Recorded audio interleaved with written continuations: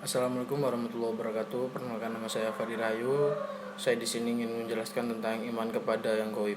Iman kepada yang gaib tertulis dalam Al-Surah, dalam surah Al-Baqarah disebutkan alladzina yu'minun bil gaib, artinya orang-orang yang beriman kepada yang gaib.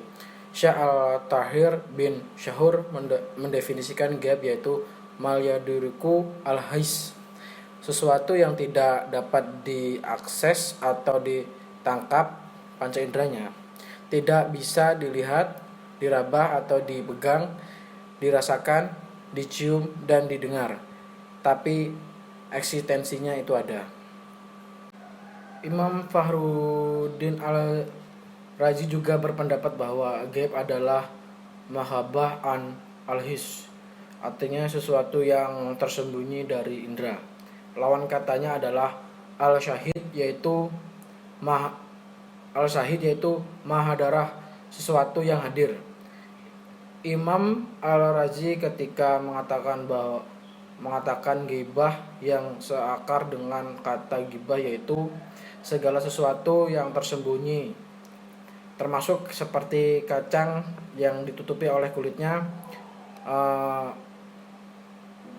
itu disebut juga gaibah, dan segala sesuatu yang gelap tak tertembus indera adalah gaib.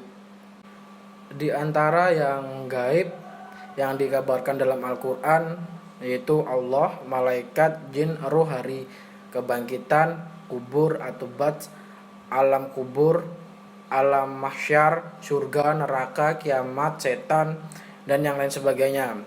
Dan Imam Al-Razi menyatakan bahwa hal gaib sebagian telah digambarkan eksistensinya oleh dalil ma'alahi dalil, dan sebagian hal gaib yang lain tidak dikabarkan oleh dalil malayasya alaihi dalil.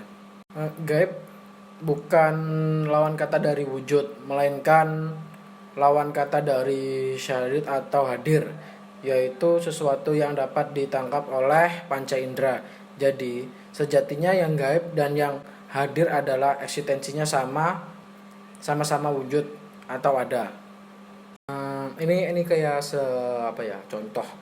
Saya teringat masa kecil saya sewaktu saya sekolah di Madrasah Dinayah di tempat rumah saya, dan waktu di desa saya ketika ustadz atau guru saya mengabsen, si Fandi.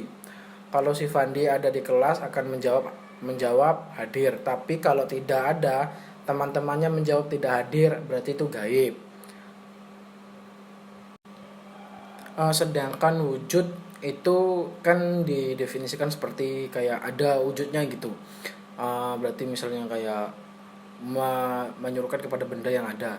Sedangkan kata lawannya dari wujud itu adalah adam, yang artinya tidak ada, sehingga yang gaib adalah eksistensinya yang benar-benar ada atau wujudnya, dan yang diwujudkan itu bisa gaib dan bisa hadir. Tapi bagi orang yang tidak iman, mengira yang gaib adalah tidak ada, karena itu Al-Quran menekankan agar iman kepada yang gaib. Saya dulu pernah mendengar kitab fakal atau astronomi itu bahwa ilmu yang diturunkan Tuhan itu adalah 1/4 atau 25% di alam semesta ini. Karena itu ada alat Rabu sebagai alat fakal tradisional untuk memprediksi berbagai hal yang terkaitan dengan astronomi. 1/4 itu pelan-pelan ilmu Tuhan sedikit demi sedikit diturunkan, sehingga hal yang dulu dianggap tidak dan hampir mustahil ada, dengan ilmu pengetahuan dan penemuan penelitian bisa menjadi wujud nyata. Ilmu Allah Subhanahu wa taala adalah yang gaib, yang pelan-pelan dan sedikit demi sedikit diturunkan ke umat manusia dengan pengetahuan dari riset. dari riset yang seperti penelitian-penelitian yang ditemukan sehingga bisa bermanfaat bagi kehidupan kita saat ini, itu termasuk ilmu yang diturunkan Allah pelan-pelan yang dulunya berbentuk gaib atau tidak ada dan diwujudkan oleh manusia sehingga menjadi wujud yang ada. Saking ilmu Allah yang tidak terbatas, digambarkan dalam Al-Quran bahwa jika semua air dijadikan tinta dan semua pepohonan dijadikan pena, maka niscaya tidak akan sanggup untuk menulis ilmu Allah. Saking tak terbatasnya ilmu Allah, dan ilmu Allah yang tak terbatas diturunkan sedikit demi sedikit untuk umat manusia yang terjawabkan dalam semesta, sebab semesta adalah media untuk mempelajari dan ditafakuri agar tercipta atau melahirkan ilmu pengetahuan. Sehingga ilmu Allah yang maha tak terbatas adalah gaib. Hanya sedikit saja ilmu Allah yang menjadikan tidak gaib, sebab sudah diturunkan pada wahyunya untuk nabi dan ilmu pengetahuan pada umat manusia. Ada juga yang gaib bisa diindra oleh orang-orang tertentu seperti nabi bisa mengindra jin. Karenanya Allah berfirman, "Tidak aku ciptakan jin dan manusia kecuali untuk beriman kepadaku."